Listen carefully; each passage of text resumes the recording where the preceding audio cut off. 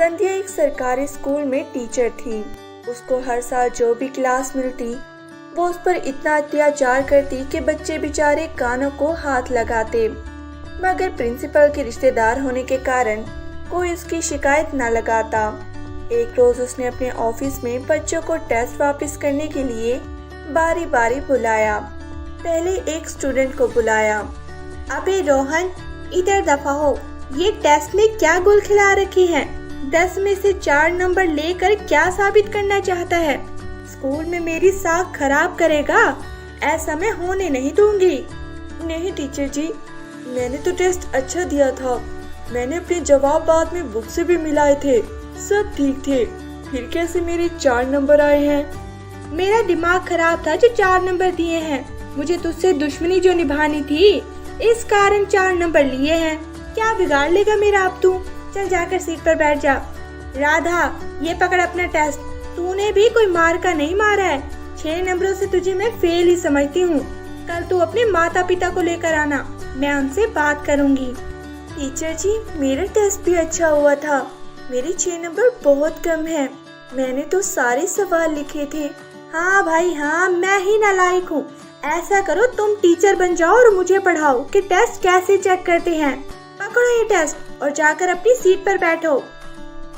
विजय, ये तुम्हारा टेस्ट। वाह भाई, क्या टेस्ट दिया है, क्या शानदार टेस्ट है। दिल खुश हो गया है। इसे कहते हैं टेस्ट बच्चों।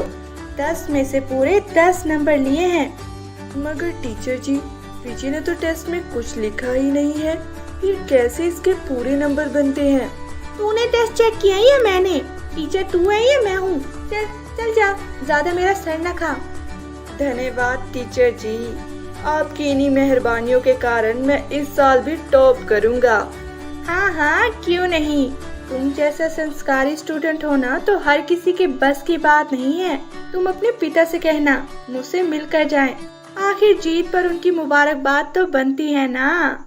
जी ठीक है टीचर जी, वो कल आ जाएंगे। बाहर ग्राउंड में राधा काव्या से बात करती है। काव्या, तुम्हें नहीं लगता कि टीचर संध्या हमारे साथ ज्यादती करती है? मैंने टेस्ट के सारे जवाब किताब से मिलाए हैं, सब ठीक है। और तुमने सुना ना कि रूहान भी ऐसा ही कह रहा था कि सब जवाब ठीक थे। हाँ राधा, टीचर संध्या ऐसा ही करती हैं, मगर एक बात की समझ नहीं आती। पीछे कुछ भी नहीं लिखता पेपर में, मगर उसके हमेशा पूरे नंबर आते हैं और पोजीशन भी आ जाती है। टीचर हमें कुछ कहने भी तो नहीं देती ना। और वो विजय अपना टेस्ट ऐसे गायब करता है ताकि किसी को कोई सबूत भी ना मिल सके। कोई तरकीब सोचते हैं टीचर की शिकायत की, कोई फायदा नहीं है। काव्या, तुम्हें याद है पिछले साल एक बच्चे को प्रिंसिपल ने स्कूल से निकाल दिया था। मुझे पता चला ये टीचर संध्या के कारण हुआ था। उसने प्रिंसिपल को उनके अत्याचार की शिकायत कर दी थी। ना बाबा ना, मुझे नहीं निकलना स्कूल से। बस जैसे चल रहे चलने दो। हम जरूर कुछ करेंगे काव्या, मगर सबूत के साथ। अगले दिन विजय के पिताजी स्कूल आते हैं। वो प्रिंसिपल से कहती हैं कि विजय की पढ़ाई डिस्कस करने के लिए मैंने बुलाया है, मुझे इनसे बात करनी है। टीचर विजय के पिता विक्रम से बात करती हैं। कैसे हैं विक्रम जी? बुलाने पर ही आए हैं, कभी खुद भी आ जाया करें। कारोबारी आदमी हूँ, इतना रुपया पैसा संभालना बहुत मुश्किल काम है। आप कभी कभार ही आ जाया करें विक्रम जी, और विजय की चिंता मत करें। इस बार भी उसकी पोजीशन पहली ही आएगी। तुम्हारे होते हुए मुझे उसकी चिंता करने की जरूरत ही नहीं है संध्या, इसलिए तो आना कम हो गया है। मुझे तुम पर भरोसा है। अब सालाना इम्तिहान सर पे है तो आना ही पड़ा। आपकी मेहरबानी है विक्रम जी, आप चिंता मत करें। इस बार के सालाना इम्तिहान में भी रूहान के पेपर से बदल दूंगी। विक्रम कुछ रकम संध्या के हाथ में पकड़ाता है और बाहर निकल जाता है। संध्या हाथ में पैसे देखकर खुशी से कहका लगाती है। उसको ऐसे काव्या देख लेती है। वो राधा के पास जाती है और उससे कहती है, राधा तुम्हें पता है टीचर संध्या कैसे विजय को पोजीशन देती है? कैसे? मैम हर साल विजय के पेपर्स किसी अच्छे बच्चे के पेपर से बदल देती हैं। इस तरह वो बच्चा फेल और विजय पोजीशन लेता है। इस साल भी मैम ने विजय के पेपर्स को रूहान के पेपर से बदलने का सोच रखा है। इसके लिए उन्होंने विजय के पिताजी से भारी रकम भी ली है। तुम्हें ये सब कैसे पता चला? अभी मैंने विजय के पिता और मैम संध्या की बातें सुनी है। तुम्हारी बात पर मुझे तो एतबार है, परंतु प्रिंसिपल सर नहीं करेंगे। हमें कोई मंसूबा सोचना पड़ेगा। मेरे जहन में एक मंसूबा है, मगर उसके लिए हमें रोहान को साथ मिलाना होगा। वो दोनों रोहान के पास जाती हैं और उसे सारा मंसूबा बताती हैं। इम्तिहान शुरू होते हैं और उसके बाद प्रिंसिपल सर रिजल्ट अनाउंस करते हैं। मैम संध्या के मंसूबे के मुताबिक पहली पोजीशन विजय की आती है और रोहान फेल हो जाता है। एंड उसी वक्त रोहान खड़ा होता है और वो प्रिंसिपल सर से कहता है, प्रिंसिपल सर, मुझे आपसे कुछ कहना है। मेरे साथ चीटिंग हुई है, मैं फेल नहीं हो सकता। रोहान, तुम फेल हो गए हो। अब तुम अपनी नाकामी पर पर्दा डालने के लिए ये सब क्या कह रहे हो? प्रिंसिपल सर, मैं अपने पेपर्स आपको दिखाना चाहता हूँ। मैं रिक्वेस्ट करता हूँ कि मेरे पेपर्स मंगवा कर देखे जाएं।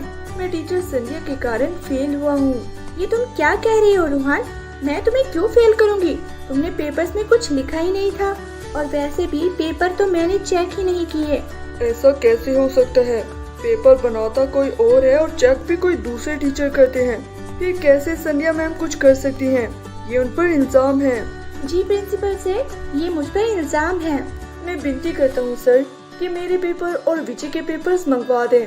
मैं साबित कर सकता हूँ कि विजय के पेपर्स मेरे हैं और मेरे नाम के पेपर विजय के हैं।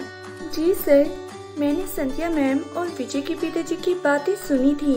वो इनको भारी रकम देकर कह गई थी कि इस बार भी पोजीशन विजय की आनी चाहिए।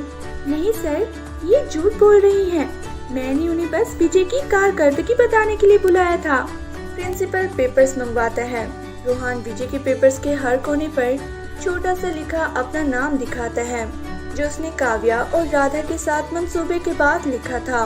वो अपने नोटबुक से अपनी लिखाई और विजय की नोटबुक से विजय की लिखाई मैच करवाता है, जिससे ये साबित हो जाता है कि पेपर्स तब्दील हुए हैं। प्रिंसिपल सर संध्या से कहते हैं, चंद पैसों के लालच में तुम बच्चों का नुकसान करने जा रही थी। संध्या, तुम्हें पता है ये बच्चे हमारा मुस्तकबिल हैं। इन्हीं से हमारे मुल्क की मजबूती है, और तुम अपने वतन की जड़ों को ही खोखला कर रही हो। शर्म आती है तुम्हें टीचर कहते हुए। तुम निकल जाओ यहाँ से। कल से ड्यूटी पर मत आना। मुझे क्षमा कर दीजिए प्रिंसिपल सर, मैं आइंदा ऐसा नहीं करूँगी। मैं बच्चों को दिलो जान से पढ़ाऊंगी। मुझे एक मौका दे दें। कोई मौका तुम्हें नहीं मिलेगा। तुम जा सकती हो, और मेरा मशवरा है कुछ भी बन जाना, टीचर मत बनना। ये पेशा तुम्हारे लायक नहीं है। प्रिंसिपल सर उसको निकाल देते हैं। विजय को भी स्कूल से निकाल दिया जाता है। बच्चों की मेहनत का सिला उनको मिलने लगता है। मज़ेदार कहानियाँ देखने के लिए हमारे चैनल को लाइक करें, और हाँ, शेयर करना मत भूलें। हाँ, देखते रहें story hub corner. Bye bye, Tata.